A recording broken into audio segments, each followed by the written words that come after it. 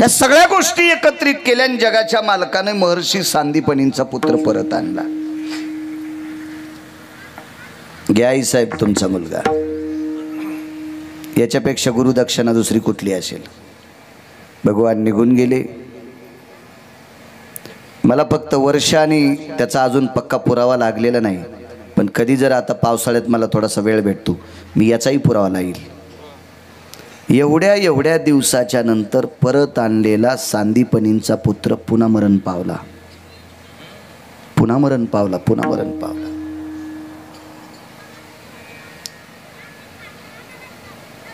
महर्षी सांदीपनी आणि त्यांच्या धर्मपत्नी निरोप आला द्वारकेमध्ये. त्यावेळेला पंढरपुरातले मालक हे द्वारकेत नसून पांडवांच्या घरी होते. द्वारकेचा राणा पांडव. इंद्रप्रस्थात भगवान होते, हस्तिनापुरात पण नव्हते, इंद्रप्रस्थात. पक्का निरोप आहे मला, मी वाचल्याशिवाय सांगत नाही.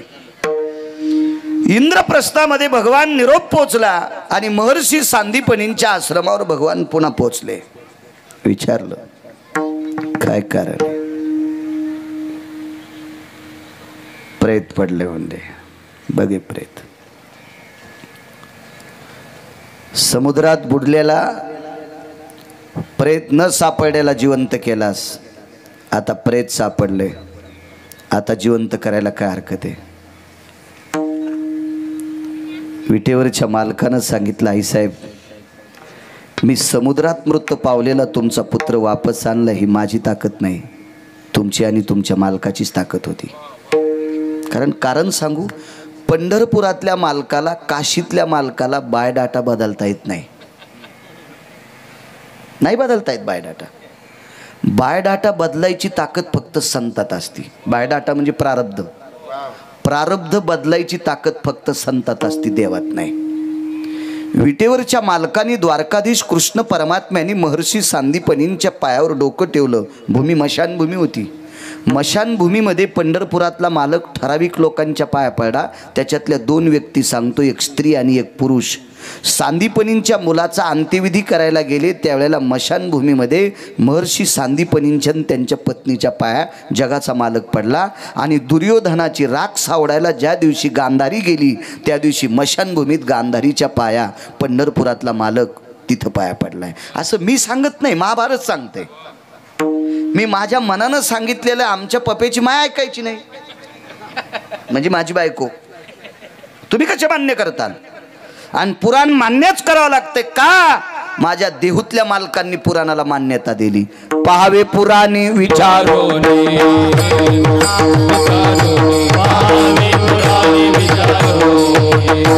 तुका म्हणे नाही विश्वास जा म्हणे, तुका म्हणे नाही विश्वास जा म्हणे, पहावे पुराणे विचारोनी,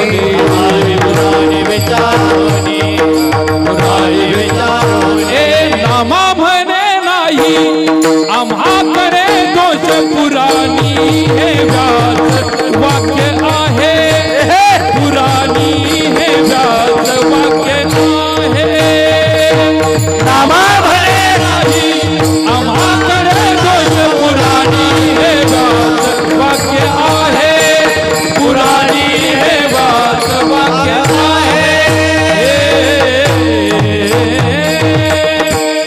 जास्त मत पडे ते निवडून येत असते ना. मग आता तर 2 मत झाले आपल्याला. विठाला विठाला माझ्या देहोतले मालकानी नामदेवराय स्वतः सांगतात पुराणाला, पुराणीचा रस गोड, पुराणासारखं रस गोड नाही. पुराण सांगते गांधारीच्या मशानभूमीत पाया पडला. सांदीपनींच्या मशानभूमीत पाया पडले. आईसाहेबांनी सांगितलं, गुरुदेवांनी सांगितलं, कन्हैया जमेल का? जमेल. डोळे भरून आले. आणि विटेवरच्या मालकाने सांगितलं, ऊसापासून साखर तयार करायचे कारखाने जगात खूप आहेत. ऊसापासून साखर तयार करायचे कारखाने जगात खूप आहेत. ऊसापासून गुळ तयार करायचे युनिट जगात खूप आहेत. पण गुळापासून आणि साखरेपासून ऊस तयार करता येत नाही असा एकही कारखाना नाही. एकदा गेला आता संपलं. जगाच्या मालकाने स्वतः महर्षी सांदीपनींचे हात चळचळ कापत होते. उलट दुःख सहन करायची ताकद कोणात नसती. उलट दुःख सहन करायची ताकद कोण. 6 दुःख जीवनात कधीच होऊ नये. 6 दुःख कधीच होऊ नये. आपल्या देखता लेकरू जाऊ नये. अगा तारुण्ये भय जायते सखांत अस्तितायाम. तारुण्यात पत्नी जाणे फार मोठं 6 दुःखापैकी एक दुःख आहे. आपल्या समक्ष आपली आपत्ती जाणं हे फार मोठं टोकाचं दुःख आहे. हे दुःख पेलवत नव्हतं. भडाग्नी नावाचा अग्नी हातात घेता येत नव्हता. अग्नीचे 14 प्रकार सांगितले. माणसाला पेटवतात त्याला भडाग्नी म्हणतात. मी सांगत नाही. मशानी नेवोनी भडाग्नी देऊनी येती परतोनी माघारे. भडाग्नी नावाचा अग्नी. मग अन्न शिजवतो त्याला वैशांदर नावाचा अग्नी म्हणतात. पोटातलं पचवतो त्याला जठराग्नी म्हणतात. पाण्याला जाळतो त्याला वडवानळ नावाचा अग्नी म्हणतात. नाना प्रकारचे असे 14 किंवा 9 असे 2 प्रकार ऐकले मी. 9 आणि 14 असं पुराणात. पण हा भडाग्नी नावाचा अग्नी जगाच्या मालकाने स्वतः दिला 23 लोकांना. 23 लोकांना. त्याच्यापैकी एका पक्षाला दिला. जटायू नावाच्या पक्षाला भगवान प्रभू रामचंद्रानं त्रेतायुगात स्वतः भडाग्नी दिला. स्वतः भडाग्नी. आणि महर्षी सांदीपनींच्या पुत्राला स्वतः भडाग्नी दिला. आणि मग दर्शन घेतलं. येतो मी का म्हणून मंगळवेढ्याचे मालक पहिल्या कडव्यात म्हणतात. तुटला आयुष्याचा दोरा. क्या बात आहे. तुटला आयुष्याचा दोरा. तुटला आयुष्याचा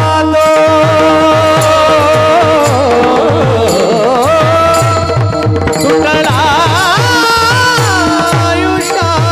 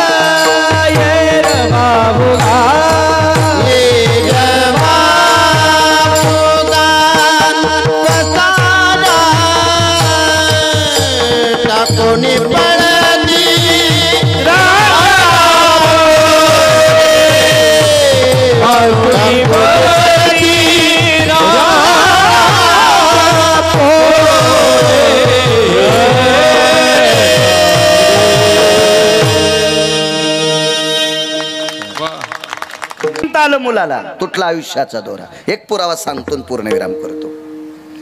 लोक जेवायचे तर वेळेत असं बैल किती महागडे असावा, पण आपला बांधा आला की आऊत आखडावा, नेम असलं पाहिजे. एका बाईची तर 15 क्विंटल सोनं होतं. 15 क्विंटल सोनं. संक्रांत जवळ आली. मंगळसूत्र किती वजनाचं घालावं? 2 छटाकाचं. तिनं 9 किलोचं घातलं. संक्रांतीच्या आधी काय असती? भोगी. भोगीच्या दिवशी संध्याकाळी 9 किलोचं मंगळसूत्र घातलं आणि संक्रांतीच्या दिवशी पहाटे 3 वाजता वजनच मेली. नाही म्हणलं, द्वारका इतकं मोठं काऊन घातलं? वजनच मेली तू. अख्ख्या भावकीची साखरात बंद केली. देठे बुवा असं सोनं, पण बारीकसं घालावं, आहे का नाही? 10 मिनिटात एक पुरावा सांगतो, पूर्णविराम. भारतीय युद्धामध्ये 22 वर्ष काही दिवसाचा एक व्यक्ती रक्ताच्या थारोळ्यात पडला. 22 वर्ष काही दिवस वय होतं. 23 वर्ष नव्हतं, हे बी लक्षात घ्या. 22.5 वर्ष पण नव्हतं. 22 वर्ष काही दिवस किंवा काही महिने एवढ्या पुरतं वय होतं. त्या व्यक्तीचं नाव होतं, तो ब्रह्मांडाच्या मालकाचा भाचा होता. त्याचं नाव होतं अभिमन्यू. महाभारतामध्ये मुख्यतः 4 सिंह आणि उपसिंहाच्या यादीत 5वा म्हणून यादी आली, ती आमच्या अभिमन्यूची आली. 5वा सिंह आहे तो. 5वा. द्रोणाचार्य, भीष्माचार्य, कृपाचार्य आणि कर्ण हे 5 सिंह होते महाभारतात. 5. आणि 5ही नालायक माणसाकून होते. आणि ब्रह्मांडाचा मालक भजन करणारे एकूण होता. मी सांगतो म्हणून माना डुलूत नका. पाहती पांडव अखंड वनवासी, परित्या देवाशी आठविती किंवा आळविती. वनवासात पांडव भजन करत होते, याचा अर्थ पांडव वारकरी आहेत. कधी कधी आमचे कथाकार ब्रेक लायनर तुटलेल्या गाडीवानी करतात. मला असं वाटतंय कथा सांगणं काय आपल्या बापाची जहागिरी नाही. जरा वाचून सांग जाय, सुमळ्या माणसं मरतील ना. हा, पाहुणी ग्रंथ करावे कीर्तन एक, आणि ग्रंथ बरोबर बघायचा आणि मग लोकांना सांगायचं. हो, एका कथाकाराच्या मुखारविंदातून मी ऐकलं, पावर का काय भीमाने पण केला वर का. आणि भीम एके दिवशी म्हणाला, माझ्या द्रौपदीला ज्यानं मांडीवर बसिल त्या दुर्योधनाची मी मांडी फोडीन आणि घटा घटा रक्त पेल. भीम माळकरी होता रे सुंबळ्या. कसा रक्त पेन भीम? त्याचा पुरावा वेगळा आहे. तिलकत भयतती जन्नुर जंगा, अशुद्ध भयतती व्यालाक्षु, मिमकृत जन भय संगयतो, पुराणी भयतती त्यक्तची जाया, वेदती संगन प्रणति मुदा, जन्नुर जंगा त्यक्त सुदाया, विशुद्ध भय जनि जायन्ते, तिलकम रेषा ललाट भययो, तिलकम रेषा ललाट भययो, तिलकम रेषा ललाट भययो. नैवम गांजा कसम लिखितम.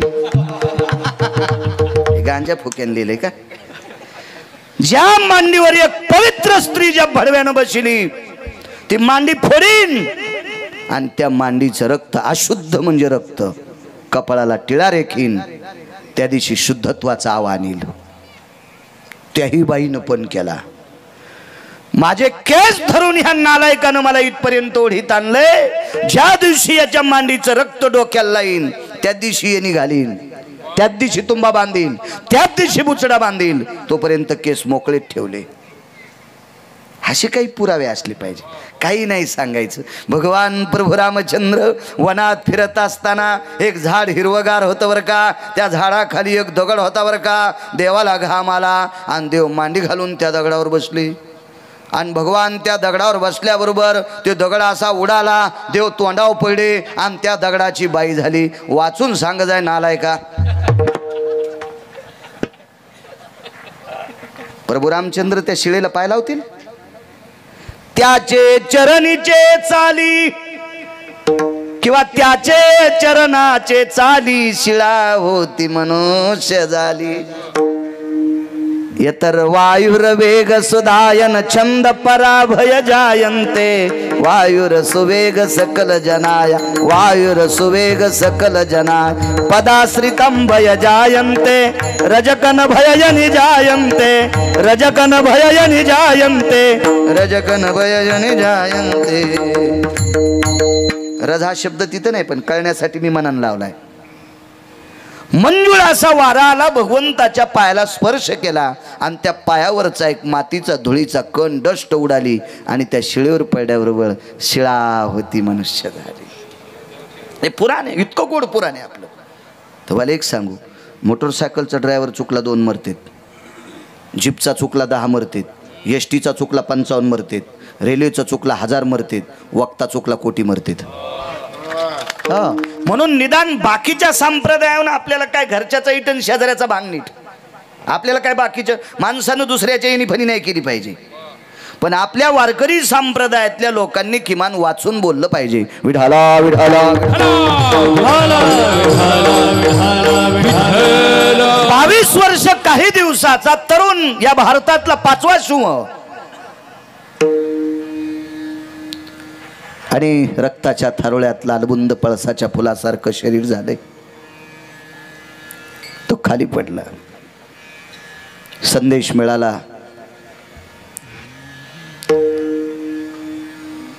आपला मुलगा रक्ताच्या थारोळ्यात पडला। तेवढ्या अवकाशात दारात एक रथ आला, त्या रथाचा सारथी पंढरपुरातला मालक आहे। त्या रथाच्या पाठीमाग आधिपत्याच्या आरूढ आसनावर बसलेला व्यक्ती अर्जुन आहे। सारथी आणि आधिपत्यावर बसलेला व्यक्ती मेहुण्या मेहुण्यांचं नातं आहे। ब्रह्मांडाच्या मालकाची बहीण अर्जुनाची धर्मपत्नी आहे। अर्जुन इतके नशिबान होते, जगाचा मालक त्यांचा मेहुणा होता। दारात रथ आला, गोपुरावर एक बाई होती। गोपुर आहे त्या अर्थी त्या काळातही 3-3 मजली घरं होते, 3-3 मजली घरं त्याही काळात होते। महाभारत सांगते, मी नाही, वाचत जा कधी कधी, महाभारताची फार गरज आहे हल्ली पाठ असणं, कारण या इंटरनेट जगात कसं जगावं, पावला पावलाला रावणाची संख्या वाढली, याच्याकरता या सृष्टीवर कसं जगावं याच्याकरता महाभारतातले मुद्दे पाठ असणं अत्यंत गरजेचं आहे। कधी कधी वाची जा, काय वाचवायला ग्रंथ इकत घ्यायची गरज नाही। इथं बसलेल्या किती बी वयस्कर व्यक्तीनं 5वीच्या नाताल म्हणायचं इचके मोबाईल, महाभारत पाहासारखा पाहासाठी, दुसऱ्या कामासाठी ना काहीच खूप 3-3 वाजूस तर झोपा मोडायलेत। जेवलास का, कोणती भाजी खाल्ली, काल कुठं गेलता, मसनात गेलता, काय गरज आहे तुला त्याच्याहून इचकून? ते सकाळी पाणी नेत नाही, त्याचं इचकायचं तरी कशाला? शास्त्र पहा, पुराण पहा, शैक्षणिक क्षेत्र बघा, वैद्यकीय क्षेत्र बघा, कोणी राजकारणातलं असेल त्यानं राजकीय क्षेत्रातलं बघा। आपल्या लोकांना गाथा ज्ञानेश्वरी पुराण पहा, शेळके गुरुजी काय करायचं आपल्याला उगत फुकट भंगार डोक्यावर घेऊन।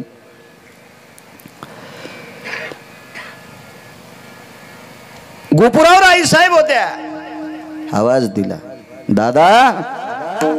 भगवंतानं वरी पाहिलं, ताईनं आवाज दिलाय, आतमध्ये गेली, कागद शोधला, पण कागदाला मशी लागली होती। मशी म्हणजे काजळ, मशी म्हणजे काजळ।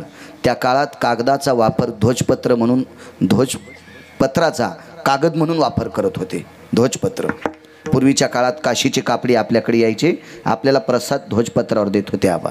ते ध्वजपत्र ग्रंथ, पुराणपत्र, व्यवहार काय लिखाण करण्यासाठी वापरायचे। ध्वजपत्राला मशी सव्ये अपसव्याती भागाम मशीयाम जायते ध्वजपत्रास्त ते वच। सव्य आणि अपसव्य मागच्या आणि दोन्ही पुढच्या दोन्ही बाजूला मशी लागली होती, काजळ लागलं होतं, काळं झालतं कागद। पूर्वीच्या काळात एकच शाही होती फक्त काळ्या रंगाची, आजही